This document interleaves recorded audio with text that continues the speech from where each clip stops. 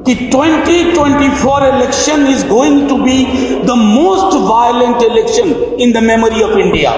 इस समाज के मानस में हिंसा हमेशा रही। यानी जो बड़े लोग हैं, और आप जानते हैं कौन बड़े लोग हैं, क्योंकि उनका चरित्र आज भी नहीं बदला।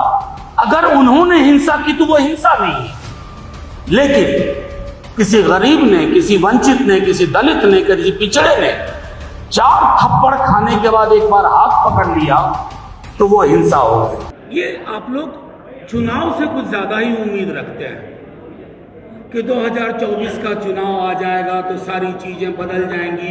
हो सकता है जीतने के बाद भी चीजें ना बदले। इस समाज के मानस में हिंसा हमेशा रही। मेरे एक मित्र रतन नीचे बैठे हुए हैं। एक हम पढ़ते थे, वैदिकी हिंसा हिंसा न भवति। यानी जो बड़े लोग हैं, और आप जानते हैं कौन बड़े लोग हैं, क्योंकि उनका चरित्र आज भी नहीं बदला। अगर उन्होंने हिंसा की तो वो हिंसा नहीं है, लेकिन किसी गरीब ने, किसी वंचित ने, किसी दलित ने, किसी पिछड़े ने 4 थप्पड़ खाने के बाद एक बार हाथ पकड़ लिया तो वो हिंसा हो गई। तो हिंसा की पूरी परिभाषा को भी देखना होगा। एक छोटी सी कहानी से शुरू करता हूं, बहुत 2-4 मोटा मोटी चीजें बोल करके। एक राजा था, उसे आग लगाने का बड़ा शौक था।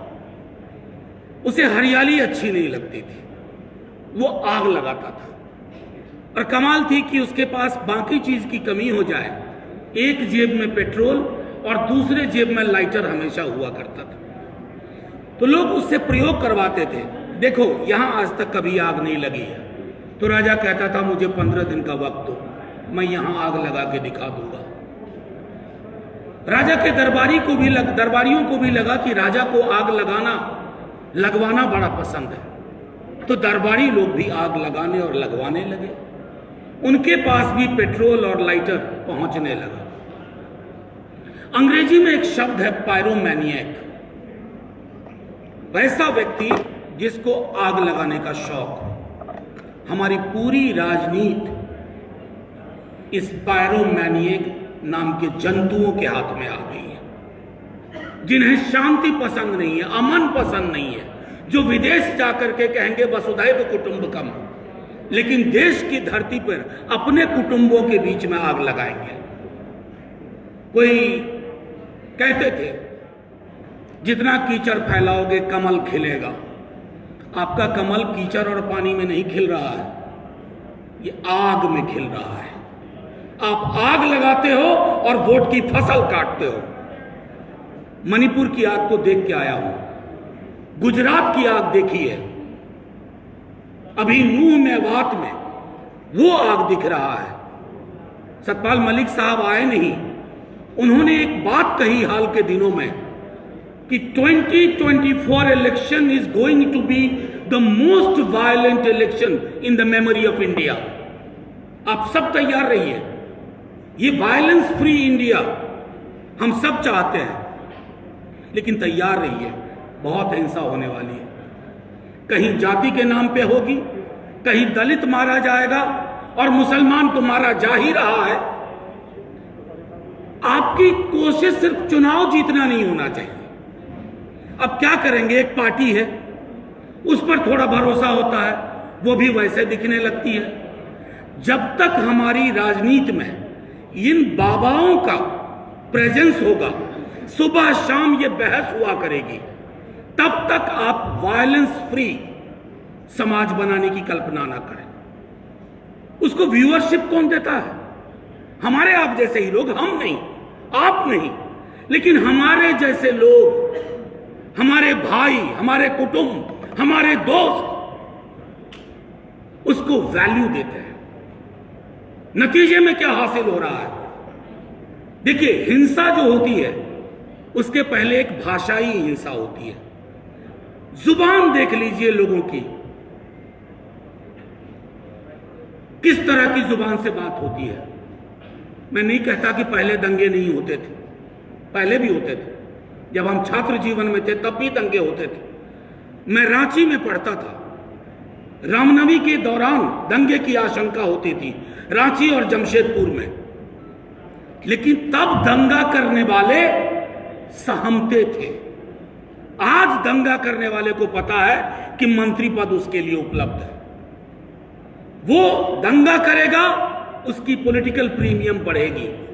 दंगा और हिंसा हमारे समाज में नॉर्मलाइज हो गई है, ये चिंता का विषय है। जिस दिन उस व्यक्ति चेतन सिंह ने गोलियां मारी ट्रेन के अंदर, मैंने 10 मिनट के अंदर कहा था कि लोग इसको विक्षिप्त बताएंगे। ऐसा हुआ भी, लोगों ने कहा मानसिक रोगी है, डिप्रेशन में चल रहा था। आपने करोड़ों की तादाद में ऐसे मानसिक रोगी इस देश में पैदा कर दिए हैं। हमारी कोशिश है कि उनको मानसिक रोग से निकाला जाए, और यह तब तक नहीं होगा जब तक हम लड़ाई अलग अलग लड़ेंगे, कि दलित की लड़ाई अलग, मुसलमानों की लड़ाई अलग, किसानों की लड़ाई अलग, मजदूरों की लड़ाई अलग, स्टूडेंट्स की लड़ाई अलग, शिक्षकों की लड़ाई अलग। ये तो टापू में तनहा तनहा लड़िएगा तो आग लगाने वाले राजा को और आसानी हो जाती है। उसे पता है एक को संभाल लो, अभी बाकी संभल जाएंगे। देखते देखते एक देश की इतनी बड़ी आबादी को इनविजिबलाइज कर दिया गया, अदृश्य कर दिया गया। पॉलिटिकल पार्टीज भी चुप रहना शुरू कर दी, करे यार ये तो ठीक नहीं है, इस पर ज्यादा मत बोलो, वो वोटर नाराज हो जाएंगे। पॉलिटिकल पार्टीज का काम ये भी होता है कि आप एडुकेट करिए, अपने लोगों को बताइए। असल में दिक्कत हुई है बीते दिनों में, ये जो ब्रांड मेकर्स और आ गए हैं पॉलिटिक्स में, तो उन्होंने कार्यकर्ताओं को खत्म कर दिया। अब किसी भी पॉलिटिकल पार्टी को नॉर्मली कार्यकर्ता नहीं चाहिए। वो कहीं विदेश से पढ़ा हुआ कोई एक बंदा आएगा, उसके साथ 15-20 लोगों की टीम होगी और वो पीआर का काम देखेगा।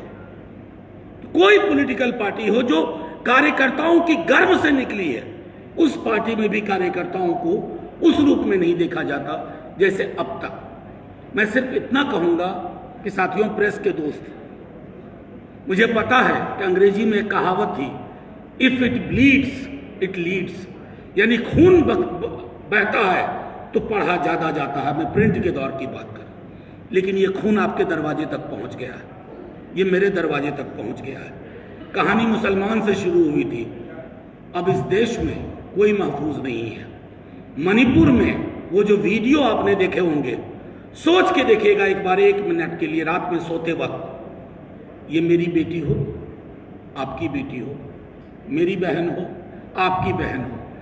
हिंसा के लिए जब तक आप पराया दृष्टिकोण अपनाएंगे, हम पराया दृष्टिकोण अपनाएंगे कि ये मणिपुर में हो रहा है, ये मेवात में हो रहा है, ये फलाना 1000 साल तक हम पर रूल किए, इसलिए अगर हम बदला ले रहे हैं तो ये सही है। अभी पीछे दिनों बड़े बड़े लोगों को ना जाने क्या होता जा रहा है। भाई ने कहा ही, बहन ने बोला संविधान। अब कोई आप सोचते होंगे कि पीएम ने अपने को डिसोसिएट कर लिया कि मेरा आधिकारिक इनका बयान नहीं है। माफ कीजिएगा, ये बड़े उस्ताद लोग हैं, ये इतने उस्ताद हैं कि ठहरे हुए पानी में कंकड़ मारते हैं और देखते हैं लहर कितनी हुई। आज विवेक देबरॉय ने कहा है, पहले अनंत जी ने कहा था, यकीन मानिए 6 महीने के अंदर 3-4 और लोग बोलेंगे कि अब ये संविधान पुराना हो गया है। जैसे हम नया फर्नीचर खरीदते हैं नए घर के लिए, तो ये जो नया भारत है उसके लिए नया फर्नीचर यानी नया संविधान। उस संविधान नया वाले से होगा क्या? उसमें प्रस्तावना की जगह सेंगोल होगा, और जैसे ही प्रस्तावना की जगह सेंगोल हुआ, हमारी सारी लड़ाइयों की संभावनाएं खत्म। अब मैं आखिरी टिप्पणी करके, मैंने उनके साथ काम भी किया है, बड़े नेता हैं, बहुत हमेशा मंत्री ही रहे, गुलाम नबी आजाद साहब। अब उन्होंने कहा कि सारे मुसलमान हैं कश्मीर में या फलाना जगह, वो सब हिंदू थे। ये इतिहास में जाकर के गड्ढा खोदने का जो काम शुरू हुआ है, एक तरफ तो आप चंद्रमा जा रहे हो, मंगलयान जा रहे हो, और जैसा आपने कहा कि सीवर की डेथ की चिंता नहीं है, लेकिन हाँ मस्जिद घूम करके गड्ढा खोद रहे हो कि कहीं कुछ मिले, ताकि देश की राजनीति, आपकी श्रद्धा इस बात में नहीं है कि वहां शिव निकले या फलाना निकले, आपकी आस्था इस बात में है कि एक और मसला मिले हाथ में, एक और मसाला मिले, ताकि 10 बरस के लिए और आग लगाएं पेट्रोल और लाइटर है ही। तो मैंने सिर्फ इतना आग्रह किया, और हम उस धारा के लोग हैं, पृथ्वी पे धर्म पहले नहीं आया, भगवान नहीं आए, इंसान आए। इंसान को धर्म में और भगवान में बांटने का काम किसी इंसान ने किया। इसलिए ये कहानी शुरू करोगे, हम ये भी पूछ लेंगे कि इस देश के तमाम बौद्ध स्तूप कहाँ गायब हो गए, कौन खा गया उनको, जमीन निगल गई या आसमान खा गया। तो इतिहास में उल्टे पांव की यात्रा से कुछ हासिल नहीं होगा सिवाय हिंसा के। और इस हिंसा का समाधान, माफ कीजिएगा नवेद साहब, 24 के चुनाव के नतीजों में नहीं है। चुनाव अंगगणित होता है, अंगगणित से आप जीत जाते हैं, लेकिन काम करने की जरूरत है मनोविज्ञान पे, जहां हम नहीं कर पा रहे हैं। जितने भी कम्युनल आउटफिट्स हैं, उनके पास कितने तरह के सिंबल हैं। हम तमाम सेक्युलर लोग, बहुजन समाज की राजनीति करने वाले लोग, हमारे पास सिंबल्स नहीं है।